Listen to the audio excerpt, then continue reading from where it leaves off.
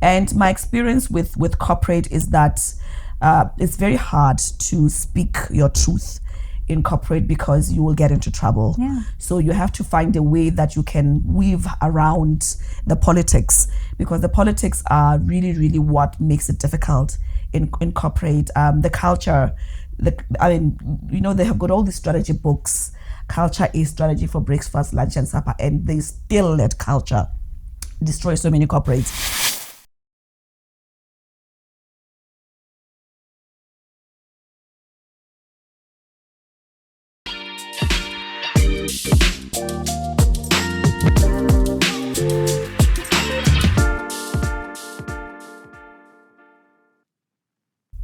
Welcome to Moving Humanity Forward podcast. My name is Kathy Malajani, the village chick with plenty chic, and today's episode is brought to you by ProLearn, your gateway to professional growth.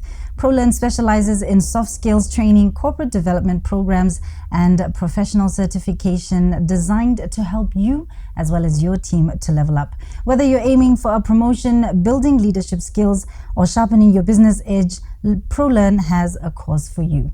Visit www.prolearn.ac.bw. Alternatively, call the number +267 311 4034 to learn more. Unleash the pro in you with ProLearn. Now, today's episode has a guest who wears quite a number of hats. I'm going to list some of them off for you, and I want to believe that once I've done that, you might just have an inkling of who our guest is today. So my guest is a vice chairperson of the Botswana National Sports Commission. They're a member of the Botswana Society Board.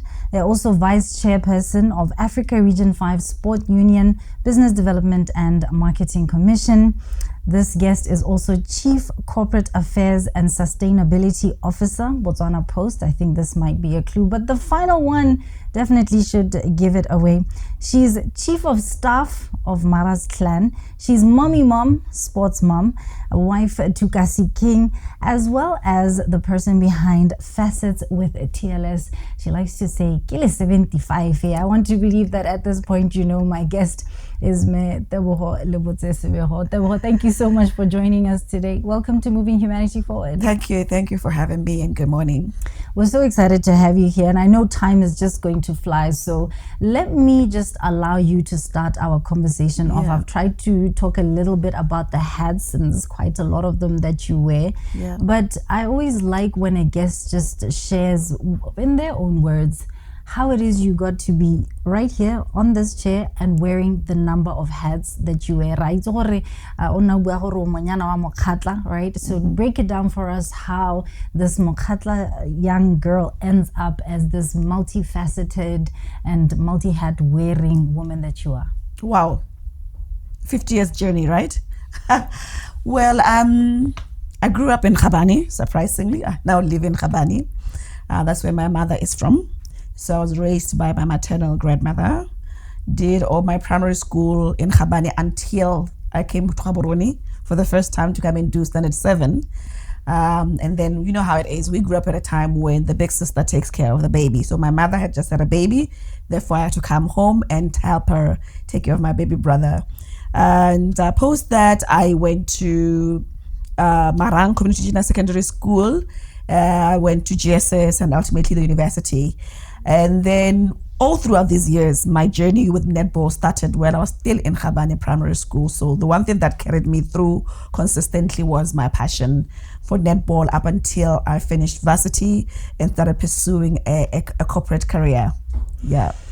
So this is the summary of it, but there's quite a lot that I believe you can talk about. And one of the things that seemed, I think at the time, to be unfortunate actually turned out to be a blessing in disguise. I watched a conversation you had about 6 years ago actually, and you talked about how because you didn't make it to the national team, right? I think it was 1996. 1999. Yeah, around that year. So that was what it was that actually made you start thinking outside, because you said at one point you wanted to be a teacher because that was the profession that would give you time off to go and play netball, because your first love was netball, right? Always so has take been. Me through. Yeah, I mean, the first time I made the national team was for the under 21, and I started as a vice captain, then eventually became the captain. I captained the team that went to Namibia. Then we brought back a silver medal. So netball was a key part of my life until a point where I didn't make the national team, and the national team was going to the All Africa Games. Then the All Africa Games were the pinnacle event for sports because then we're not competing internationally. So I didn't make that team and I was pretty upset. I felt that I deserved to be in that team. So I stopped playing netball and focused on school, which as you said, it was a blessing in disguise because by then my focus had been so towards netball that I was neglecting my academia. So I went back to school. I got my second degree. What was your first degree? My first degree is in English. And my second degree, I got an MBA. So I got my second degree, and then I could focus on my career and build a career from that. So getting mad at my first love actually got me right onto where I needed to be professionally. Yeah, definitely. And so along the way, and you mentioned that you grew up in Khabane. Along the way, I want to bring in the aspect of the 75, the fashionista, right? I believe quite a number of people just watch your page for inspiration on attire. And it's just one of those things that seems to come so naturally to you. Where did that come from? How did that happen? I've always loved clothes. I mean, even growing up, fashion, but I see the pictures now, and but I've always loved clothes, and I think it got even better because I traveled a lot with netball, so I could travel and experience different types of fashion. So I could buy from London, from Paris, from the UK, so I could actually get to visit the shops that I could do something different with my fashion. But then I also met Lesedi Matlapeng, who is my go-to designer, and she understands me. I mean, she just did an outfit for me for the awards. She didn't tell me about it. She just said, come and fit. And she knew that I'd love it. So she understands what I like and what would make me feel like now this is representing my fashion style. Yeah. Well, speaking of loves, we cannot not talk about you without speaking about Mommy Mom, the sports mom. I mean, those are loves that you have. I believe, I'm not sure if they're still doing it, but at some point, first thing in the morning, they come to our room. Your loves were coming to our room. To give you love. Did you get that this morning? Well, what is that? Well, now we've got a few kids in the house now. We only have two kids and one adult in our house. So, but they still come every single morning. They still, like, without fail. It's like clockwise. It's like, God, when is this gonna stop? Because now the youngest is 8, but they still come in the morning every single day. So there's no privacy in our house. Yeah. What tips would you be able to share, just real quick, top of your head, for somebody, especially wearing as many hats and still managing to make themselves available to Mommy Mom? I don't know many people that first thing in the morning are able to give or receive too much. First thing in the morning. First and foremost, motherhood is hard. It's really, really hard. So if you don't have kids, really take time to think about it and choose the partner that you want to have kids with. Because very often we go to the default that I love him. Check. Is he a good father? Does he like kids? Will he make time for the kids? Because bottom line is, when he doesn't, the burden falls onto you as a mother. So choose the right partner who's going to share with you the commitment that comes to raising kids. What is their culture? What do they want? What do they value? And what are they going to instill on your child? Because absent parents break kids. Kids are broken because parents are not present. So that's the first thing. Think about it. Choose somebody that you know will be there for the kids and for you as a mother. How do you check if you don't have children? How do you check if he's going to love and be there? You have to ask the difficult questions that we don't ask when you get into a relationship. Do you want to have kids? How were you raised? Do you think your father was a good... Ask those questions. They're uncomfortable. But trust me, I thought it was an 18 years commitment. It's more than 18 years. I've got a 30-year-old who still behaves like a little child. She lives in her home, but she comes home and she's mommy's little girl. So it doesn't end at 18 years. So it's a long time commitment for you to not take seriously. So don't just have kids with anybody. Make sure that they are interested in kids and that they'll be there to support you. And to support your kids, God forbid, you're not there. Yeah. You talk about choice, and I don't know, did you say, okay, listen, Tebogo, that must be a Tebogo? Was that a choice that you said? Which one? Namesake? No, like that, no. No, that it didn't happen like that. I didn't choose that he had to have the same name as me. It was quite weird. at some point. But I think the one conversation we did have was around the kids. He had kids, I had kids. So we're bringing together to become a blended family. And for me, it was like, if it doesn't make the kids happy, I'm walking out, because there's no way I can compromise my kids' happiness over a marriage that is not making my kids happy. And that was the selling point. If the kids are not happy, we step away. We cannot do without. But it was hard. Raising blended families is very, very hard, because they've got different people, different influences around them. So it's not always possible that you can instill what you believe on them, because there are other parents to consider. Yeah. I want to say your relationship started very much in the public eye. I think it was your second date. You were at the National Stadium and just all eyes on you, cameras, news. It was very loud. Yeah. So I want to know what you did to keep it private, because yes, you're in a public space and you are somebody that, is well known and so forth. But how do you still have those parts of you that are yours and private? It was hard, because we're both in the public space. He was the president of Botswana football.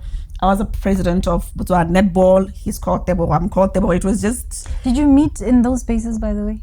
Actually, he says we met many years ago at UB. I don't remember him. He says he tried to ask me out then. I totally don't agree. I don't remember that incident, but he was at university. He was my senior. Okay. So I knew him then, but not really. Then I knew of him as the football president. And then we got to work together closer when I was at Mascom, and we're sponsored at the Mascom top 8. And I needed a favor. I needed to do a few things. So, football is a very controversial sport. Yeah. So I needed him to get a few people in line so that the sponsorship could work. And he said he'll do that in exchange for a date. Okay. Yeah. Okay. So I went out for a date with him, and yeah, that's how we got to date. Yeah. Wow. Yeah. So it was pretty much a bet, sort of, and then chemistry happened? Yeah, I mean, I went to the date to tell him it's not going to happen. And he said, I'm not looking for anything serious, so we're aligned. So, and he lied. He was looking for something serious. So, it started as I'll take you out I'll take you on a date if I agree to do this. And then I went on a date, and then at that date I told him it's not going to happen. A month later we're dating. Wow. Yeah. Okay. So you got into this, it's not serious, but it was. Yeah. And then the kids, that was a large make or break sort of deal for you. Yeah. I wonder, in terms of make or break, now bringing in the facets with tearless aspect, what that is for you, and especially with how much you put out on social media. I think you do such a great job of balancing your private and your personal life, your public life. Yeah. How much does that infringe on any of these other hats that you wear? I've got my personal page is where I'm silly. I mean, I say anything that I want to say. I post whatever I want to post. I talk about anything. I make jokes in that one. But Facets with Tearless, it's really a place where I'm saying there are so many versions of me. There are so many versions that people may not be aware of. And Facets with Tearless is where now I present those areas of me. It is really guided by 3 things, which are my values. Mm-hmm. My first value is truth. With Facets with Tearless, I speak my truth as best as I can speak it, no matter who it offends. The second value is justice. I speak for people that I feel that they need to be spoken for without fear or favor. And then the last value, which is my favorite value, is happy. It's my happy space. Facets with Tearless is my happy space because I get to speak my truth. I get to speak for those that may not have the voice to speak for themselves. It's very dangerous when you're not working for government, but it's a space where I am unfiltered. We're going to continue this conversation, but right now, if you've been looking for a fresh and personal way to reach more people, here's your chance to do just that. We're opening up advertising spots on this podcast and would love to help you share your story with our growing community of listeners. Whether you're promoting a business, an event, or a service, your message could be the next thing heard at about this point. It's simple, it's affordable, and it's effective. If you'd like to find out more, go ahead, book a spot, give us a call on +267 311 4034. Let's make something great together.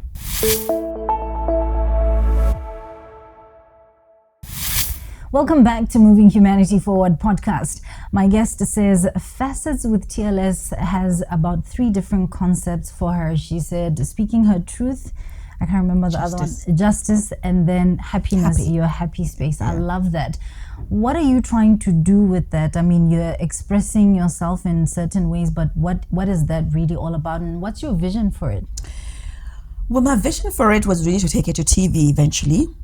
But it's on the truth side. For instance, I worry about leadership as a concept, whether it's leadership in the church, whether in sports, whether in politics, whether in corporate.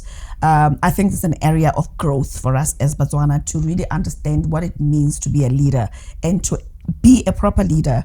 I mean, I see many instances where things just don't work out. You know, you progress and then you go back 10 steps. And it's a leadership gap. It's a leadership issue.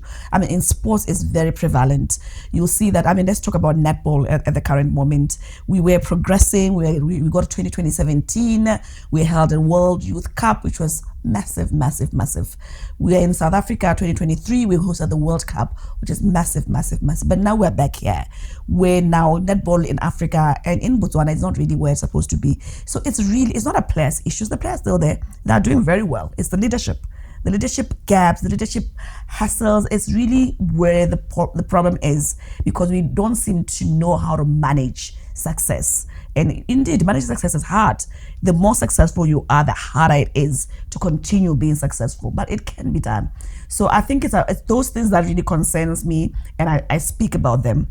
And I think I had a post just last week. I talked about not letting people treat you as a semi-god when you're a leader. And that's the first thing that happens. You get these big positions, and then all of a sudden it's like you're untouchable. People don't want to tell you the truth. They tiptoe around you. That is dangerous, because you need somebody who can be frank with you and say, here you are wrong. And you need proper, genuine people around you to tell you no, to tell you off. So it's like leaders cannot be told off by the circle of trust. So that's where it ends up in the social media space, where the public now gets to tell off the leaders, when in fact the people around the leadership are the ones who are supposed to be telling them, here you're faltering, we need to go back to this, we need to correct this. So it's really those conversations that inspire me to have that page. Yeah, I like that. And just to speak a little bit more to that, I want to know how you think that can be done, because it's not unique to sports alone. Yes. I think you said that it's corporate, political, just in all spaces. And I don't think it's actually unique to Botswana. I think this is an Africa at least problem. So speak a little bit to that. And then you said something when we were, just before we started our conversation, that I thought was very profound, to say one of the other issues that you've picked up is, I don't know if I want to say, an inability to continue where someone has left off. And we've seen this, I think even here we've seen examples of this in different areas, again, across sectors, where someone comes in to replace or carry on after someone else has done a job, and it's like they want to just break apart and dismantle everything, instead of saying, okay, so this is what's here, this could work, maybe let me scrap that or edit this way. Speak to me a little bit about that. Yeah, that is so prevalent, not just in sports, and even in corporate. I mean, you take over from somebody, and in corporate they call it, what is the word, cleaning, something, sweeping, something like that. They call it that, and you spend so much time picking and pointing to what the past people did not do right, and you don't come up with new ideas. So you are dismantling everything that has been done. You are telling everybody how they did badly, and you waste 2-3 years or in your office dismantling, and then by the time it's time to build, this offices, whether it's corporate, it's a 5-year contract, whether it's sports or political, it's normally 4 years where you are appointed to these spaces. But if you spend 2 years dismantling, you haven't built anything. By you go to year 3, now you still want to be retained in that office, and you've not done anything to show that you are better or you can do better. So for me, it's really an insecurity issue. Or maybe you get into an office and maybe you know that the shoes are too big to fill, and now you try to hide your inadequacies behind demonstrating the inadequacies of the other person. For me, it's just cowardice, and also it's an ego thing to say, Kathy is dear, she's doing a fantastic job. The next presenter will say, no, she should have done it this way. No. Kathy did it this way. You're going to do it this way. And if you want to improve on it, perfect, but don't dismantle what other people have done, because I think that's where the problem comes in leadership. You come in and you want to be the hero, but you don't realize that Setswana is very simple. You don't come and build on out of nothing. There's a foundation. You build onto that foundation. I love that. And I want you to speak a little bit more to women now in these spaces, because we have such an issue around women being put into these spaces. And that said, one of the other issues that I see coming up again is the fact that we do so much to empower women, and the girl and women empowerment is almost as if we're leaving the boy child behind. Yeah, that's a sad story. I mean, the women empowerment story has been there forever. By now, we should be empowered. Yeah. By now, we should be empowered to lead, because I mean, I'm turning 50, and if it from my 20s, it was still about women empowerment. The women before me that they were mentoring me then, I'm sure in their 20s they were still. So it's been a long time talking about women empowerment, and the results are not as well as they should be. I mean, if you look at the political space, it's even more glaring. We don't make it. We don't make it to the political offices. So that space is a struggle for us. If you look at sports, we are not making inroads either. We still have predominantly male boards. We still have predominantly men leading sports. And if you take the example from the last Olympic Games, we only have one female qualifying to the Olympic Games. Previously, we had about 4 or 6, but now we are regressing. And it's sad because there's so much put into women and women leadership. And I think one of the things that I picked as women in leadership is we do not know how to compete. Men know how to compete, yeah? They know how to compete. They can compete, they can go against each other, and then they can move on. We still pick offense. If I'm competing with you, I still take it personal. I take it personal. I can't take you fight. It's a fight. Your fight is brutal. I mean, it's like, I love when watchmen, when they play soccer, when they watch soccer, they will kill each other against their teams. But after that, they make up. We hold a grudge. If I have a heated conversation with you, instead of letting it go and say it's part of the progressive conversation, I pick offense and I take it personally. So we still don't know how to compete, and I think that's one thing that we must teach young girls. Empowerment is something I think we must teach them how to compete, because we don't know how to compete as women. Compete in a way that you've beaten me, it's fine, I'm gonna get you the next time. There's no beef between us post that. Yeah. In terms of the empowerment for boys, what do you think we should be doing, could be doing? It's said that we've left the boy behind. When you go into social media and look at the comments from men and young men, it's really scary. It's really scary. They're facing even more serious challenges. This is a young boy who is dealing with a girlfriend who is dating an older man. The young men cannot compete with the older men, so they are lost. So we need to be a bit more present. It starts at home. As mothers, we need to be a bit more present for our sons and get them to understand that the power dynamics that I play, because the power dynamics that I play are really killing our boy children. We need to be a bit more present for them from a home point of view. Yeah. I'd like now to move to your corporate career, because it's certainly been very, very colorful. I'd like you to just walk us a little bit through it. And then you spoke something a little bit earlier about leadership, to say it's very important to have the people in your circle, especially to have the comfort or ease of being able to criticize you, because that's going to help. Speak to me about how that can be done, especially now in the corporate circles, where sometimes you will lose your job. Oh, corporate is hard. Well, my career started with when I finished at the university. As I said, I was going to teach, but I quickly realized that was not for me. And I started working for the museum in PR. It was my first job. This is why I sit in the board of Botswana Society, because it's about the heritage of Botswana. So my first experience with Botswana was really understanding our culture and heritage, working for the National Museum. I then moved to Botswana Couriers, which was a subsidiary of Botswana Post. So it's my second stint with Botswana Post, where I was in the sales marketing space. And that's really, for me, where I honed my business skills and leadership skills. Then I went to MRI, Medical Rescue International, still in the same portfolio. Then I went to Botswana FSC in a similar portfolio, but then I moved to Mascom and I stayed with Mascom for about 12 years, still in a public relations and communications role until I joined Botswana Post about 2 years ago. And my experience with corporate is that it's very hard to speak your truth in corporate because you will get into trouble. Yeah. So you have to find a way that you can weave around the politics, because the politics are really, really what makes it difficult in corporate. The culture, they have got all these strategy books. Culture is strategy for breakfast, lunch, and supper, and they still let culture destroy so many corporates. Most of the corporates are not doing well because of the culture, and culture starts from the top.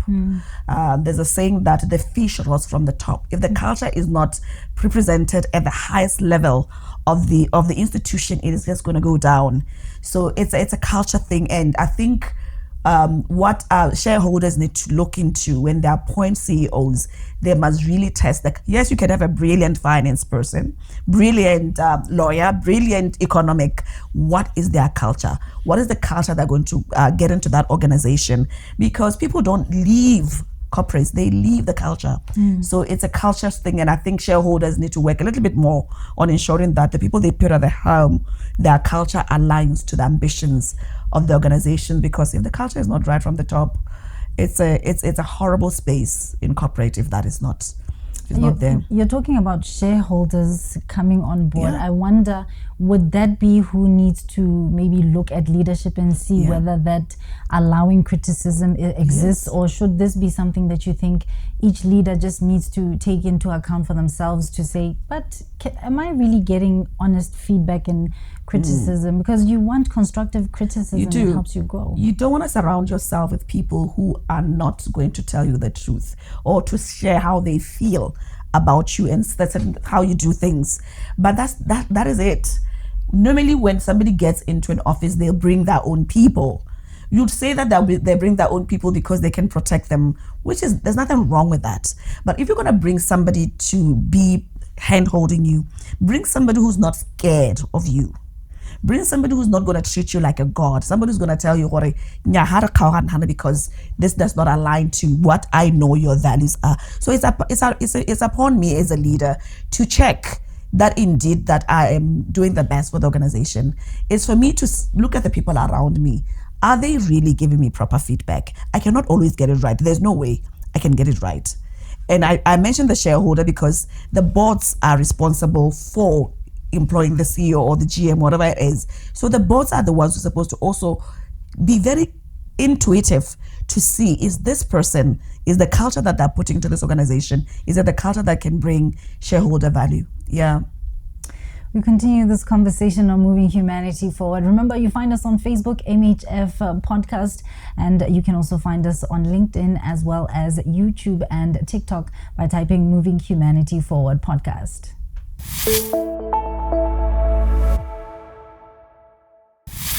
This is Moving Humanity Forward Podcast, and you just know time is going to run out before I can get to pick the brain of this multifaceted woman that I have in studio with me. Thank you so much for being here, Tebogo. I think I'm gonna run out of time, so let's move to netball. Let's move to your first love. Yeah. Let's talk about where it is right now. You've touched a little bit on how sad, if I can call it that, you are, especially given how much work you put in and how much you personally had to sacrifice. I believe you were pregnant, or your baby was really small at the time where you were really at the helm of netball in Botswana and Africa as a whole. And I want to believe you placed us on the map worldwide and just ticked off so many boxes, and then now to watch it in a sense regress and digress. Talk to me about what that feels like and what you're thinking about it. Oh no, it's really sad. It's really sad what's happening with netball. I mean, I became the president of Botswana Netball Association in 2007, and I had no idea what I was doing. But then there was no development in Africa. So we play in Botswana and then we play in South Africa, but we are not really playing internationally. And for me, it was like, I played netball in Botswana and within the region. I'd like these kids to play international netball. And by then, there was disorganization of netball in Africa. The then president had been, there was a motion of no confidence passed on by the World Netball. So we started from scratch, really, to rebuild netball. In 2010, we had our first meeting in Pretoria, and I was voted the president of Africa Netball. And for 5 years, I was pursuing us to get recognition in Africa for the All Africa Games. And then we eventually got that. World Netball then recognized the new body, and then they actually now started trusting us to the extent of awarding us the Netball World Youth Cup in 2017 and the Netball World Cup in South Africa in 2023. We are here now in Botswana. As it is now, the netball is where it's managed by a standby committee.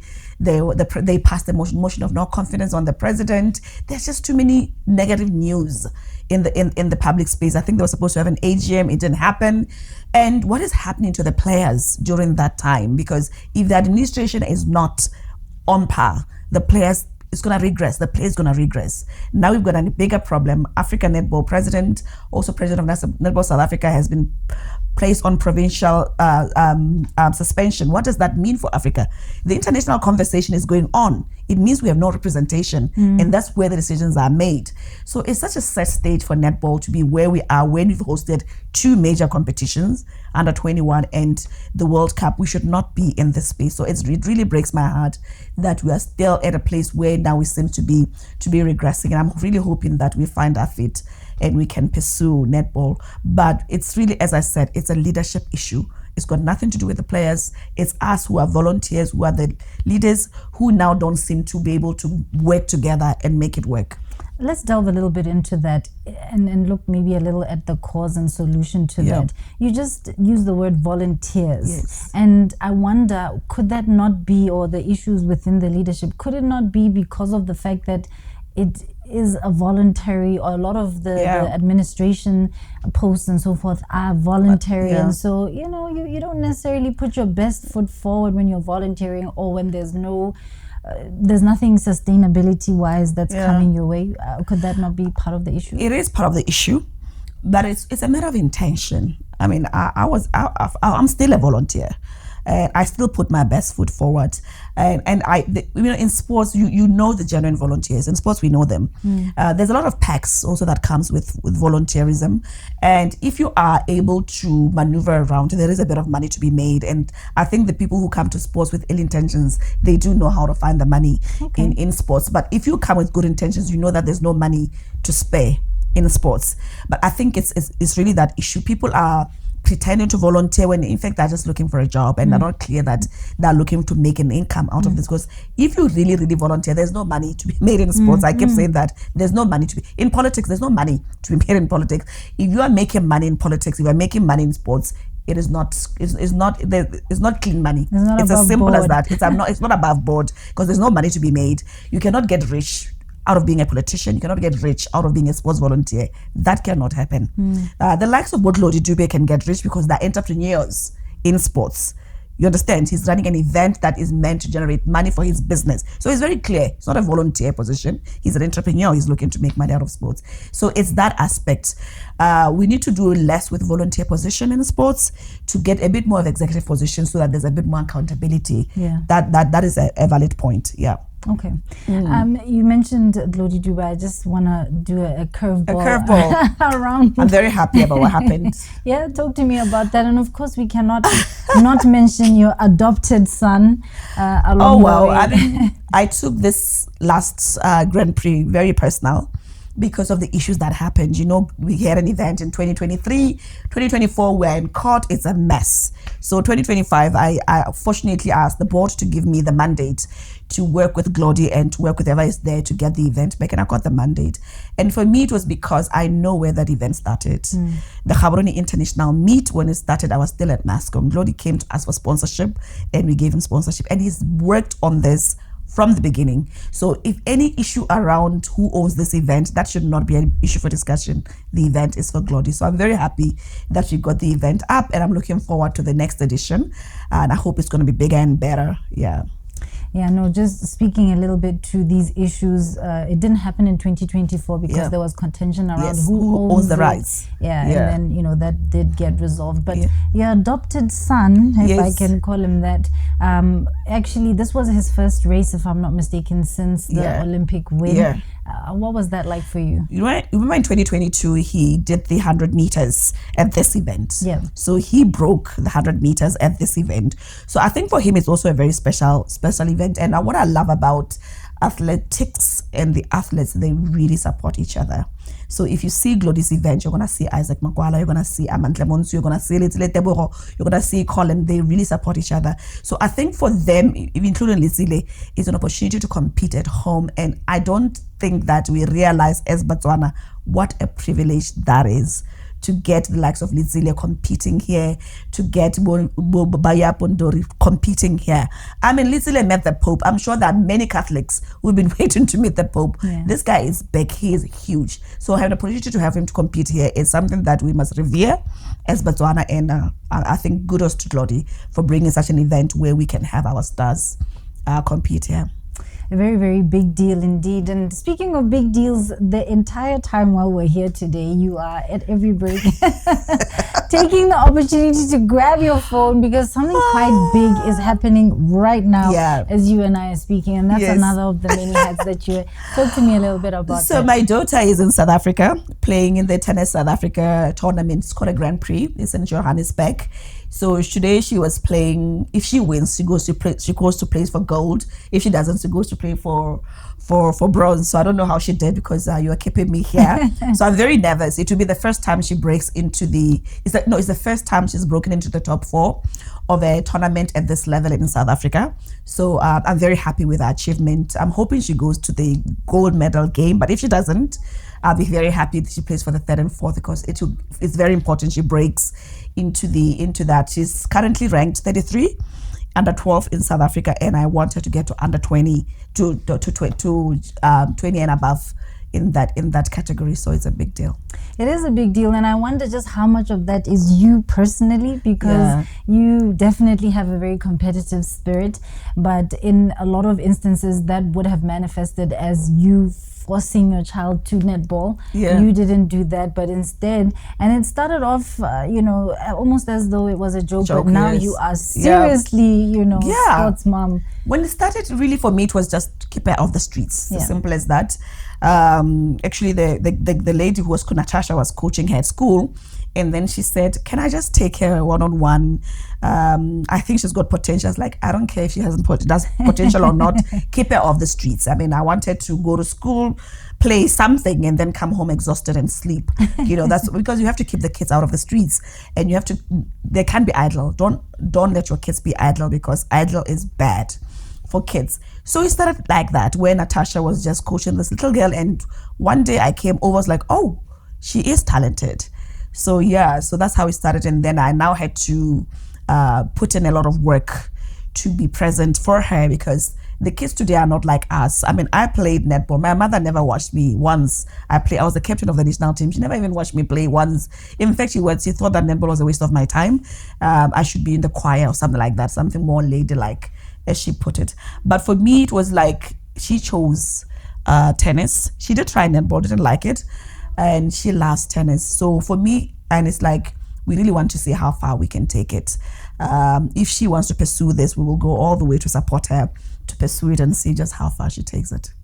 I love that, and I think that's such great advice for all parents really across the board. And you've said something that I think I'd like you to expand on a little bit, to say, don't let your children to be idle, right? Apparently an idle mind is the playground of the devil, right? So how do you manage that, right? Blended family, many hats. You're in corporate, you're in sports, you are on boards, you are how do you manage to do that? And then you've got 8 children.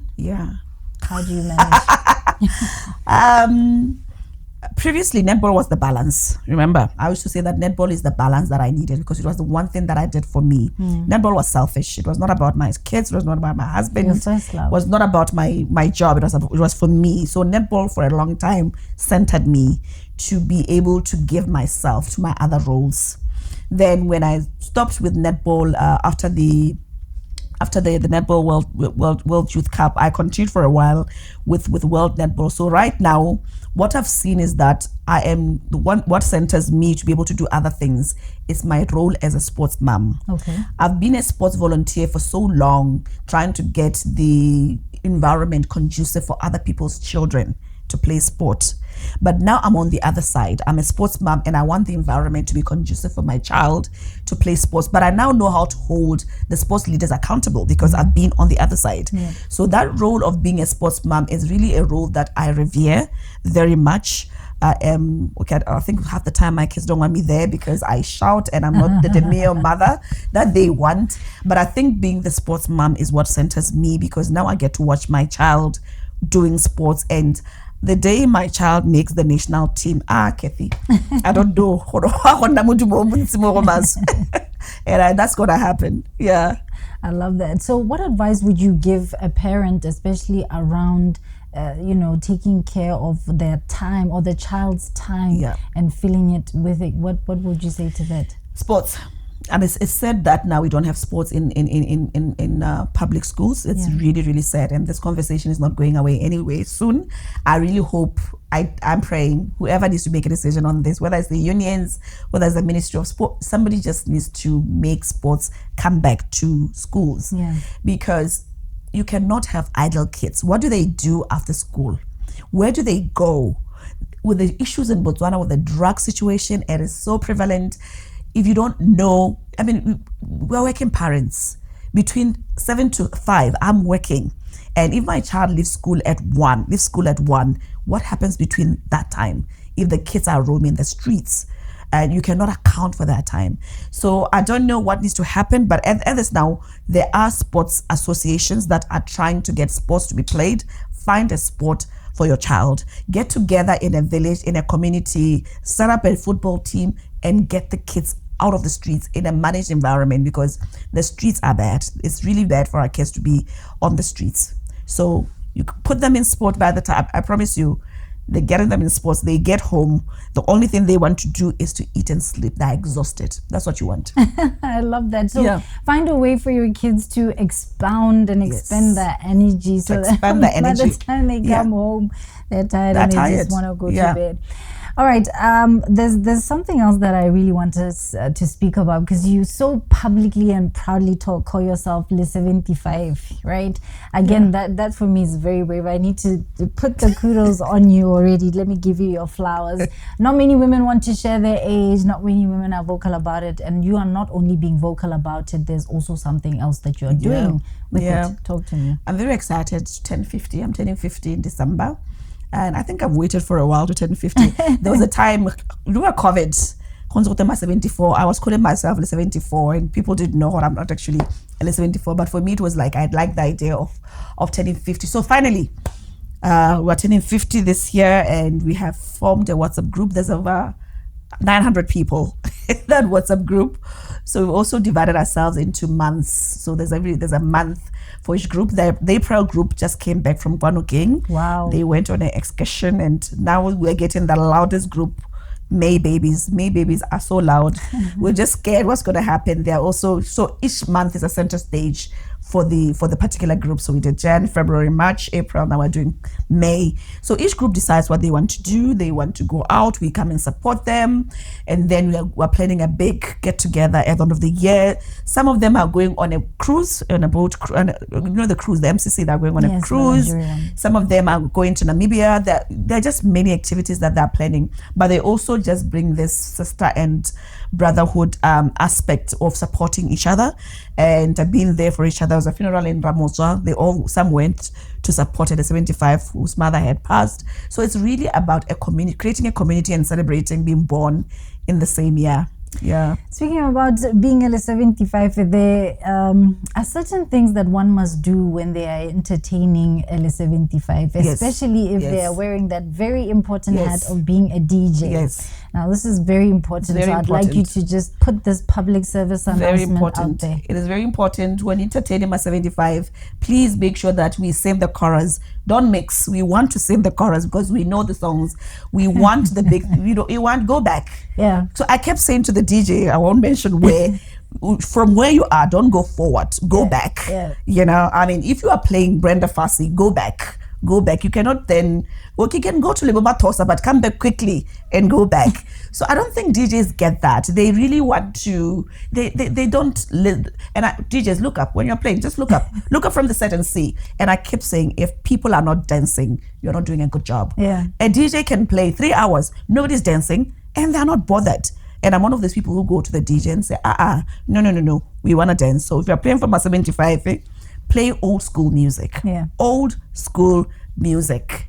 And we want to sing the chorus. Don't mix. Yeah. Don't mix. Yeah. Okay? Don't mix Dr. Vom. Dr. Vom, don't mix Dr. Vom. I mean, we come to sing Taya Tobani and we want to run around with those Tobanis. Yeah. That's it, to the end. Yeah. Yes. So don't cut it. Don't cut it. Yeah. Let the song finish. Even encore. Right? Do an encore. Yeah, we won't mind. Yeah. Lastly, I'd like to get some advice from you. Okay. I've been saying this the whole time. Like you dated very publicly, and I think that was very brave of you. I'd like you to talk because I don't know if I can call it a relationship crisis. Yeah. In Botswana, we're seeing less marriages. We're seeing more divorces.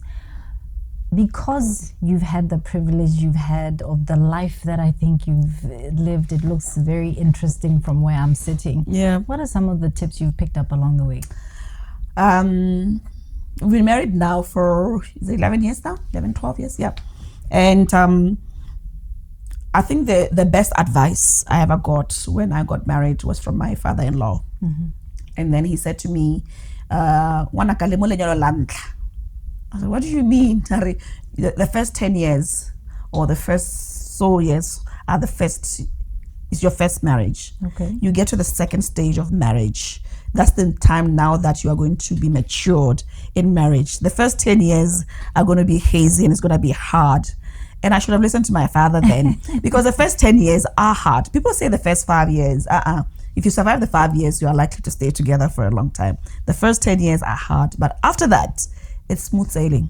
I promise you, because then you are mature. You don't worry, you don't sweat the small stuff.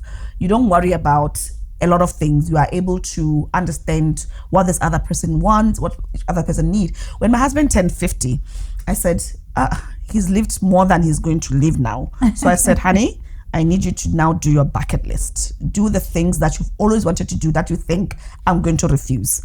He says, are you sure? I said, yeah. That's when he started the 1,000-kilometer ride with his kudubanis and things like that, where he just gets a week off to go and ride with his friends and go around town. I think that when you are young and when you're in love, it's very emotional. It's very, there's a lot of conflict. And you need to get to a point where you don't sweat the small stuff. I'll give you an example. When we started dating, I wanted to be dropped off at the airport if I travel and I wanted to be picked up. My husband was always late, always. And for me, that was a sign that he doesn't love me. Like, if I've been away, you should be here to pick me up. Yeah. How are you late? Because now I like my convenience. I drop myself at the airport. It's not an issue. I can leave the car there. And I get out of the plane, I get my car and leave. I don't sweat the small stuff because that's a small issue. That my husband picked me up from the airport or he was late picking me up, it's a small issue. But when you are young and you are still in love, you still worry about those things to say that he should come and pick me up, we should have dinner, we should do what. It'll get together. And to women, and I say this with the ultimate respect, men only mature in their late 40s. So please don't expect him to be the full package in the 30s and late 40s. You get the full package. You get somebody who comes home, get somebody like right now. My husband is in South Africa with my daughter and doing what I normally do, because now he's got other things to worry about. He's got a broken back. He wants to come home. He's tired. So just be patient with him. He'll run out of steam, and then you'll have the best marriage. You'll have the things that you want. You'll have the things that you want. How do you know the ones that, because in some instances it's, something you can let go, but in some instances it's a deal breaker. No, it's very important to you. That deal How breakers. do you distinguish between, look, I want my morning kiss versus, this one is, let me... I mean, for me, there are deal breakers. Okay, as I said, for me and my husband, it was the kids. Yep. If the kids are not happy, we're not doing it. Emotional abuse. I mean, sometimes people jump to physical abuse, but there's emotional abuse. There are people. I mean, if you ever dealt with a narcissist, then you know that there are people who break you down by action and words more than they'll break it down by fist and physical abuse. So if somebody is emotionally abusing you and it is eating away from your confidence and it is small taking parts of you, run, because then you'll never recover, because they are taking something from you, and if they mess with your mind, you are gone. You're gone. It's not going to take a long time for you to come back. So emotional abuse in relationships is very, very key. Financial security is something that you need to talk about, because I'm not saying people must look for people who have money. No, I'm saying that financial security, discuss the money. If you're bringing money, if I'm bringing money, how do we use that money? It should not be, I use my money, use your money, because at the end of the day, you've got a family, got kids to feed. So discuss the financial issues. If there's financial abuse, which is very prevalent in women, run. Because sometimes you get married to somebody and they say they want you to be at home to take care of the kids. And I'll say to women, have your own money. It's as simple as that. Please don't rely on the men completely like that, because you never know what's going to happen. Obviously, physical abuse is a no. But you also need to look into lifestyle. You know, somebody wants to travel and you don't like traveling. How do you balance that? Are you able to say, I'm fine to travel alone, or are you the type to say, I want to travel with my spouse. I want to go, I want to do these things with you. So you need to look at those things. There are red flags that you should look into. And for me, it's like you'll hear it in the tone, the way somebody speaks to you, and the way somebody speaks to people, especially people that he thinks that are less than him. Be very careful of how they treat waiters. Be very careful of how they speak to people they grew up with. Be very careful of how they treat their siblings and their parents. So just watch out for those things. And just because they're not doing to you doesn't make them a good person.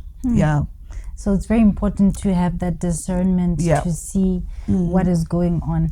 My final question to you, I actually thought about this. I want to take it back to what happened with Glody Dube. There was quite a bit of noise after the Grand Prix ended, and it had a lot to do with the stadium and preparation and so on and so forth. I think we saw as a result the BNSC CEO's contract not getting renewed and so on and so forth. What exactly was going on there? Are you able to just apprise us of that situation? I think the reality is that people may not know is that the Grand Prix did not happen in 2024, right? So 2025, it was in the calendar, but it was in the calendar that it was going to be organized by the Botswana Athletics Association. So at that point, the new minister had just come in. Well, the previous minister had also requested that we try and ensure that the rights go back to Glody. And the athletics was asked to hold the rights for Glody while the court cases were going on. So when the new minister came in, fortunately, he was aligned to us making sure that the rights go back to Glody. So until February, the event was not really in the calendar. You understand? And by that time, the stadium had been closed for refurbishment. It was supposed to be opened in March, and Glody's event was in March. It was April. It was April. April 12th. So there was delays. Remember, we had rains in the beginning of the year, and that was like a 2-month delay. So the stadium was not ready. So I don't think that the stadia issue was well represented. It was a matter of the event. Glody was not initially it was there, calendar, but there was nobody actively preparing for it. The rights were bestowed in February. So given that you got the rights in February and you had an event in April, I think a lot of work went into the people on the ground to actually make it work. So the narrative was not well managed, but bottom line is there was just too little time between the rights and the actual event for the stadia to be ready, and because of the issues from the previous year where there are so many accusations flying, then it became like, it's still people trying to steal Glody's event. And I can assure it, the contract of the CEO had nothing to do with the Glody event. It was coming to an end. His service 5 years, and the decision of the board was that they would not renew. It was not. It just happened that it was close to that event. Thank you very much for that clarity. And that's how we close off our conversation today. This has been an absolutely exciting episode of Moving Humanity Forward podcast. My name is Kathy Malajani, and once again, Tebogo, thank you so much for your time. Thank you very much.